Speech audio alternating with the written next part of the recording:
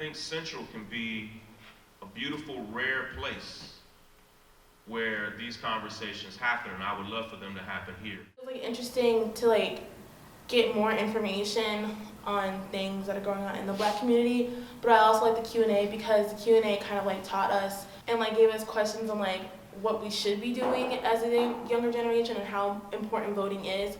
I think he's talked about how when Sandra Bland was pulled over and they're like, oh, well, she had an attitude. Like, people coming up with like excuses for that. Like, that does not justify her dying. But definitely the whole Flint situation, I do see that if it was a very predominantly like wealthy or like white neighborhood, that the water in Flint wouldn't have been contaminated. He was talking about like the Flint crisis. It's just like, how could that happen? Like, how could we let that happen?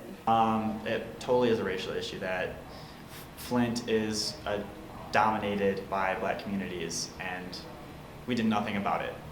Our privileged white governor did absolutely nothing, and we hid things. The Flint situation, it said Flint has like a population of like 99,000, and 9,000 children have lead poisoning or symptoms of lead poisoning. Children. So it's like about 1 in 11 residents of Flint have lead poisoning. You can go probably 10 minutes out to Grand Blanc. If this happened at the Grand Blanc area, this problem would have been fixed. And that's just 5 minutes away from our town. Like, it's a really good wake-up call to let everyone know that racism is still alive and we need to like act as a country. What stood out the most to me was how you don't have to have like a lot of people to make change.